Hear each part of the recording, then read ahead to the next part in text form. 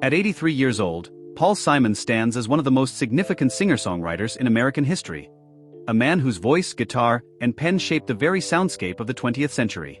For more than 6 decades, his music has captured the human condition with unmatched clarity, whether through the poetic melancholy of The Sound of Silence, the intricate storytelling of Graceland, or the spiritual meditations of his late work, 7 Psalms. Simon's artistry has always been more than entertainment. It has been a chronicle of longing, identity, resilience, and faith. The tragedy of Paul Simon at 83 is therefore twofold.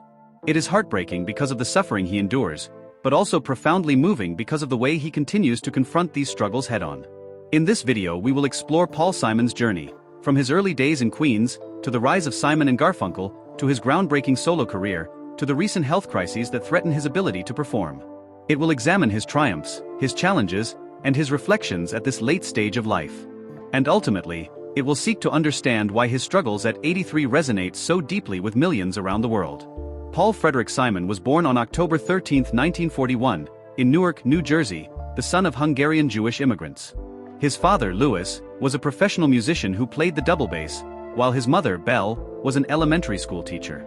Shortly after Paul's birth, the family moved to Queens, New York, where he grew up in a working-class Jewish neighborhood that pulsed with the rhythms of post-war America. It was here, in the modest streets of Kew Gardens Hills, that Paul first discovered the power of music. Surrounded by radios blasting doo-wop, R&B, and early rock and roll, the young boy was captivated by the sounds of Frankie Lyman, Elvis Presley, and the Everly Brothers. His father's own musicianship undoubtedly planted a seed, but it was Paul's restless curiosity that watered it. By the age of 11, he had met Arthur Art Garfunkel, a fellow neighborhood kid with a golden tenor voice. Their friendship was immediate, forged in schoolyards and record shops, and their musical collaboration began soon after. The duo, still in their teens, started performing under the name Tom and Jerry. In 1957, they recorded a single called Hey Schoolgirl, which became a modest hit, climbing to No. 49 on the Billboard charts. For 2 high school boys, it was nothing short of miraculous. They had entered the world of pop music, a universe that seemed at once glamorous and unforgiving. But beneath the excitement, Paul harbored an ambition that set him apart. While other kids dreamed of fleeting fame, Paul was already studying the mechanics of songwriting, searching for the craft beneath the craze. College followed. Paul attended Queens College, while Art went to Columbia University. But their paths, though briefly diverging, never truly separated. Paul continued writing songs, recording demos, and even dabbling in the legal side of the industry, learning how contracts worked. This seriousness hinted at what would later make him unique. Simon was not just a performer, he was a thinker, a craftsman, and a strategist. The seeds of a legend had been sown. But the boy from Queens could not have known then that he would one day be regarded as one of the greatest songwriters of all time, or that, many decades later, the very faculties that had made him great would begin to betray him. His story was only beginning, and with it, the long arc of triumph, struggle, and heartbreaking decline that defines the tragedy of Paul Simon at 83. By the early 1960s, America was in the midst of social and cultural upheaval. Rock and roll had shaken traditional norms, and the folk revival, led by artists like Bob Dylan, Joan Baez, and Peter, Paul and Mary, was stirring political consciousness in the youth. Paul Simon and Art Garfunkel, reunited after their brief Tom and Jerry experiment, recognized the power of this new wave. Their sound, blending Paul's introspective songwriting with Art's soaring harmonies, fit perfectly into the era's hunger for authenticity and meaning. In 1964, they signed with Columbia Records and released their first album, Wednesday Morning, 3 a.m. The record initially fell flat, barely making an impression. Yet, hidden within its tracklist was a song destined to change music history, The Sound of Silence. Written by Paul in the aftermath of President John F. Kennedy's assassination, the song captured a nation's sense of alienation and grief. Its haunting lyrics, "Hello Darkness, my old friend," resonated far beyond the folk scene, foreshadowing Simon's lifelong ability to tap into the collective soul. The real breakthrough came almost by accident. In 1965, producer Tom Wilson, without telling Simon and Garfunkel, overdubbed electric instruments and drums onto the original acoustic track of The Sound of Silence. Released as a single, the electrified version shot to No. 1 on the Billboard Hot 100. Practically overnight, Simon and Garfunkel were transformed from a struggling folk duo into household names. Success brought both opportunity and tension. Paul, meticulous and perfectionist, took primary control of songwriting. Art, with his angelic voice, provided the ethereal qualities that elevated Paul's lyrics to the heavens. Together, they crafted some of the 1960s most defining songs, Scarborough Fair, Homeward Bound, Mrs. Robinson, and Bridge Over Troubled Water. Their albums were not merely collections of songs but statements that reflected the turbulence, hope, and contradictions of the era. Still, cracks were visible. Paul, sensitive to artistic ownership, often felt overshadowed by Garfunkel's vocal spotlight. Art, meanwhile, grew restless with Paul's intensity and controlling tendencies. Their creative partnership, as brilliant as it was, carried the seeds of its own demise. By 1970, with the release of Bridge Over Troubled Water, Simon and Garfunkel had reached their zenith and their breaking point. The album won 6 Grammy Awards, including Record of the Year and Album of the Year, and remains one of the best-selling records of all time. Yet, soon after, the duo went their separate ways. For fans, the split was devastating, but for Paul Simon, it marked the beginning of an even deeper, more personal artistic journey. The breakup of Simon and Garfunkel could have been the end of Paul Simon's career. Many artists, forever tied to their partnerships, struggle to redefine themselves. But Simon, with his relentless drive and boundless creativity, saw it as liberation. Free from the constraints of duo dynamics, he began to explore new musical landscapes. In 1972, he released his self-titled solo album, Paul Simon. The record was both intimate and adventurous, blending folk roots with jazz, reggae, and Latin rhythms.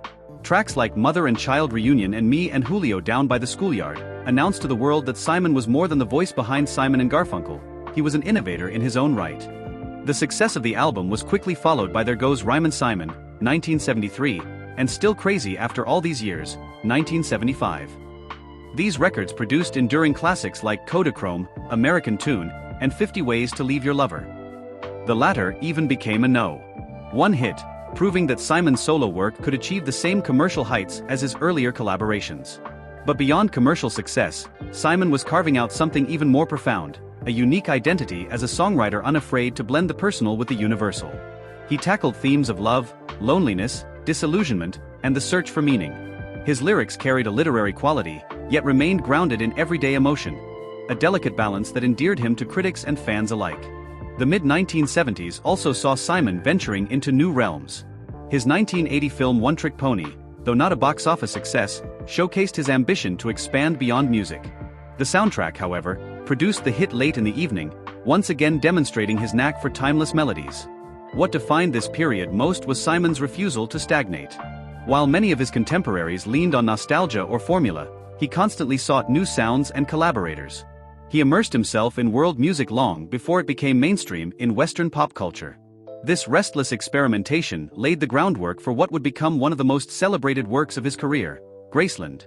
Yet beneath the surface, Simon's journey was not without struggle. The shadow of his partnership with Garfunkel lingered, both in the expectations of fans and in occasional reunions that reminded the world of their unmatched chemistry. Paul carried both pride and burden, pride in his independence, burden in always being measured against the golden harmonies of his past. By the early 1980s, Simon had proven he could stand alone. But his greatest masterpiece still lay ahead, born not of comfort, but of risk-taking and a willingness to embrace the unfamiliar. By the mid-1980s, Paul Simon's career had reached a crossroads. His 1983 album Hearts and Bones, though deeply personal and musically ambitious, was a commercial disappointment. Critics praised its honesty, particularly the title track, inspired by his short-lived marriage to actress Carrie Fisher, but audiences seemed to drift. For the first time since Simon and Garfunkel's rise, it looked as though Simon might be fading from the cultural spotlight. But Paul Simon was never content to fade.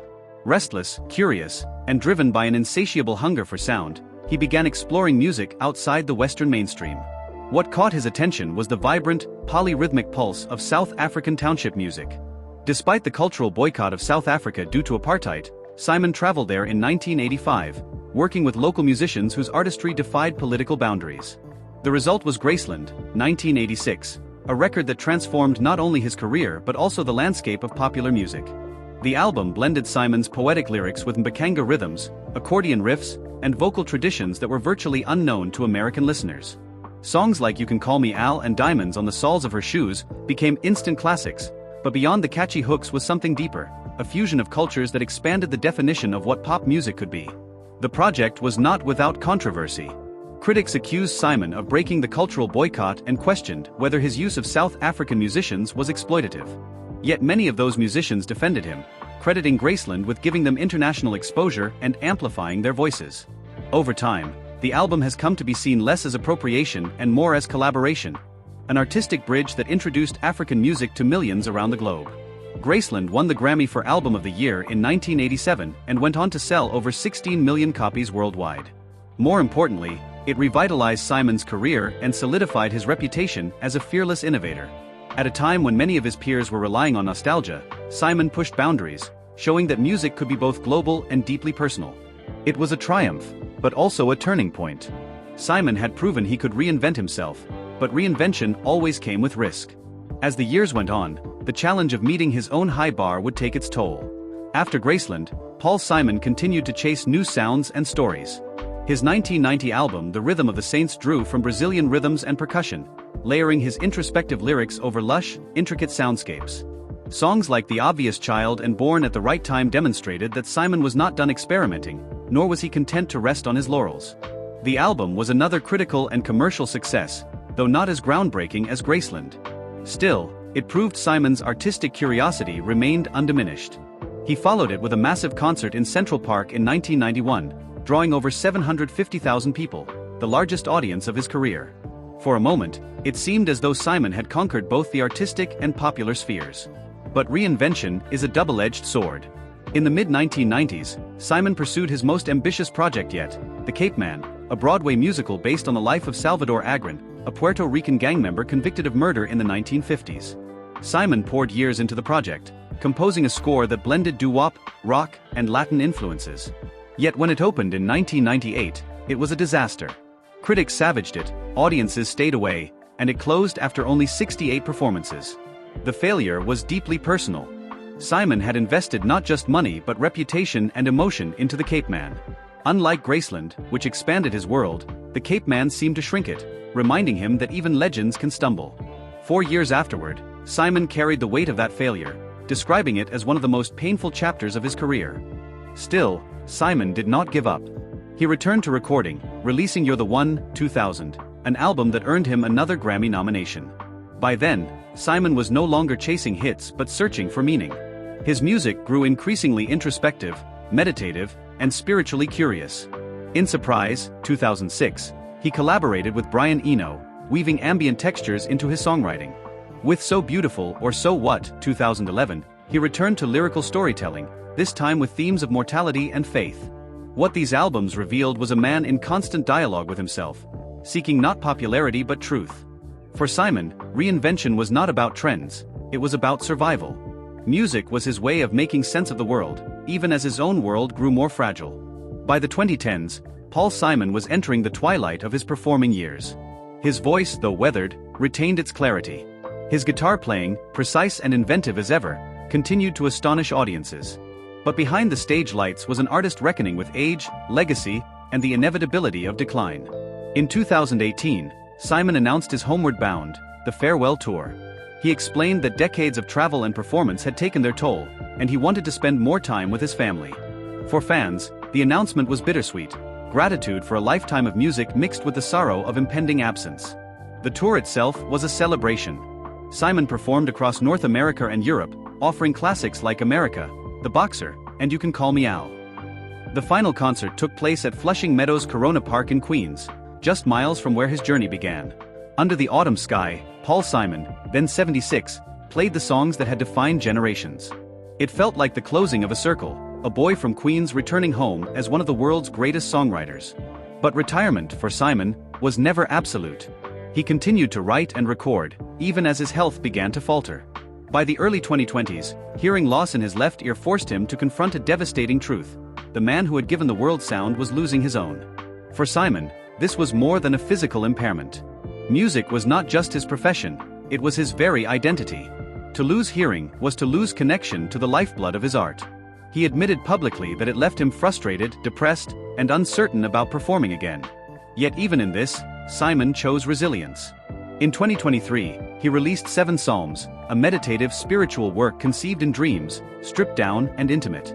The album was less about sound as spectacle and more about sound as prayer. By 2025, at 83 years old, Simon stood at a fragile but profound point in his life.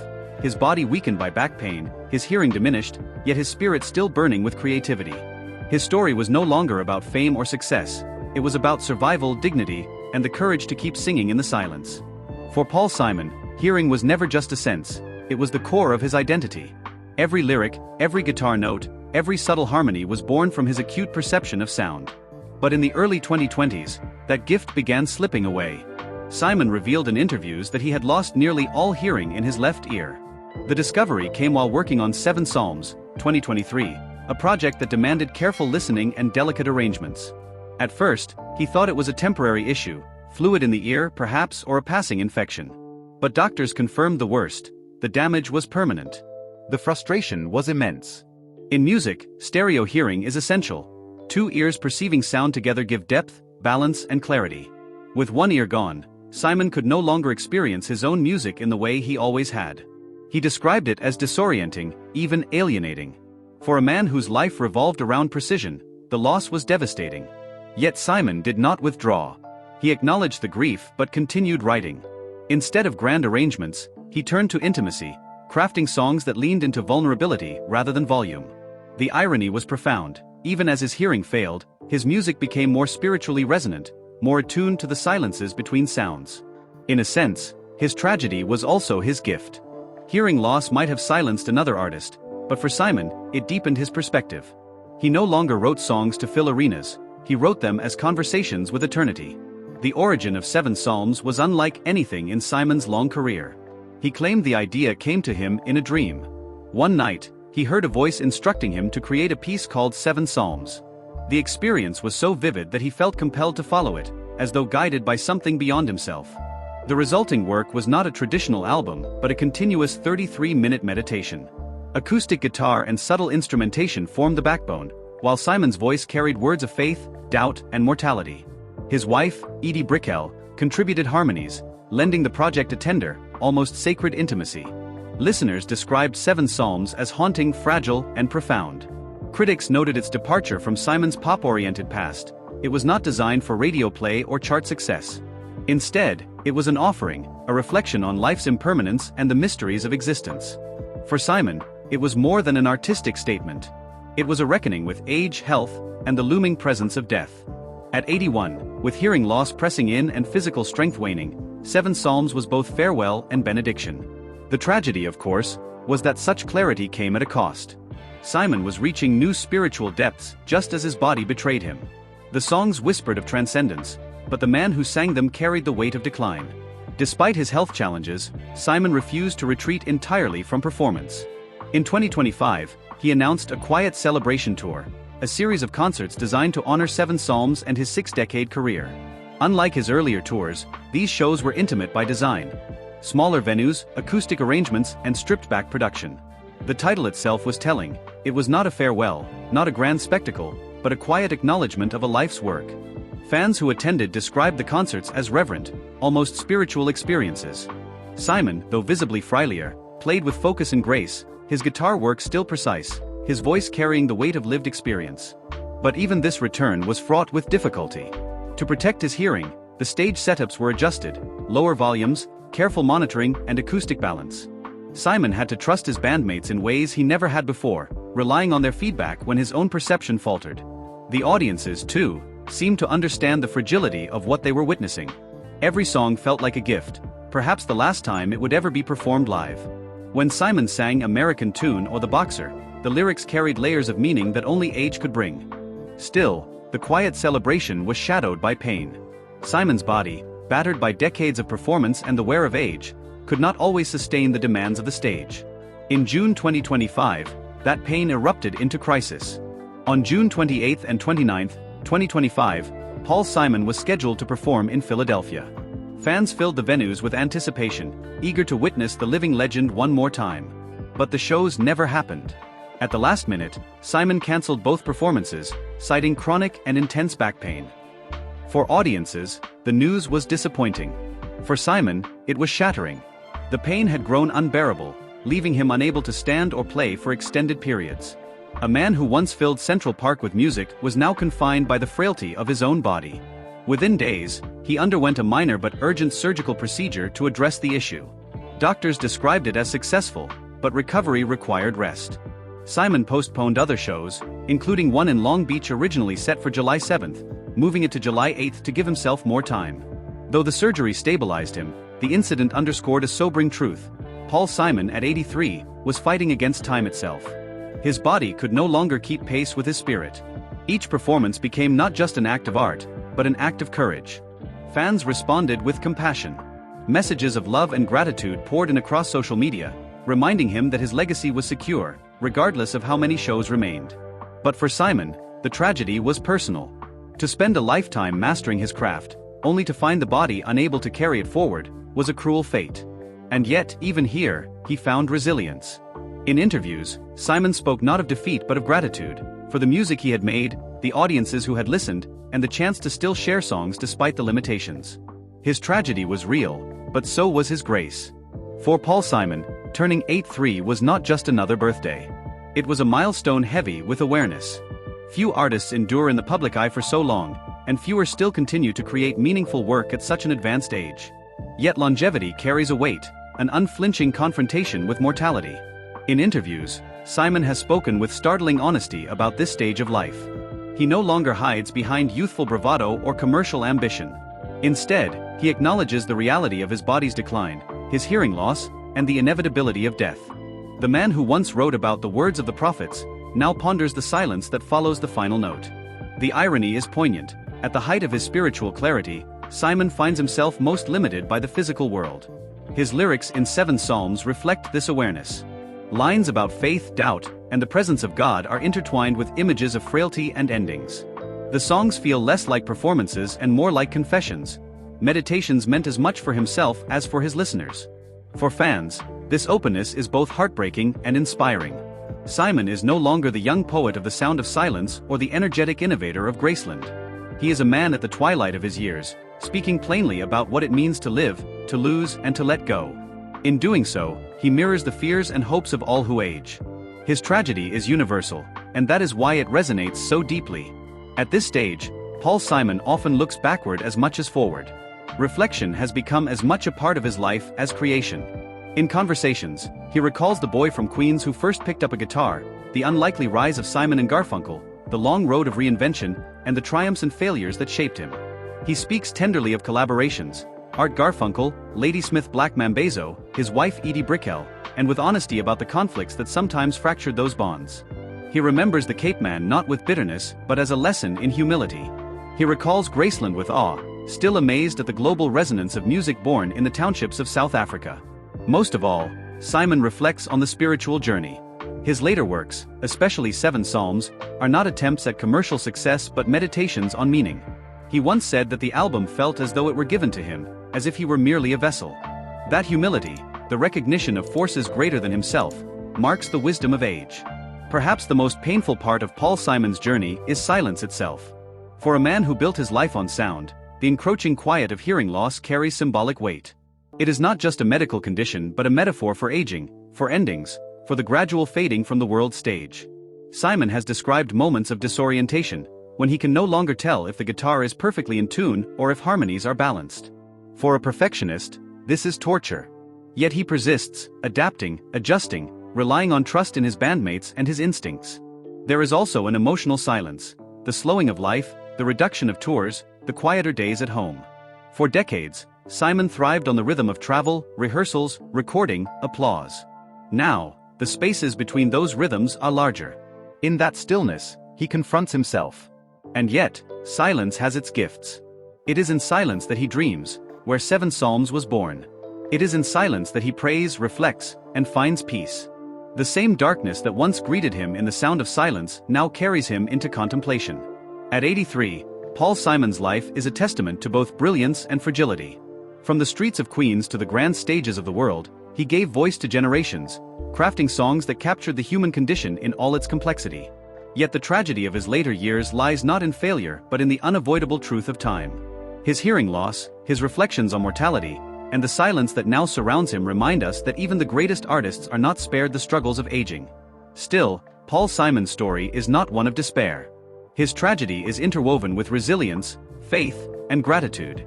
Even as silence encroaches, he continues to create, to reflect, and to share his wisdom with the world.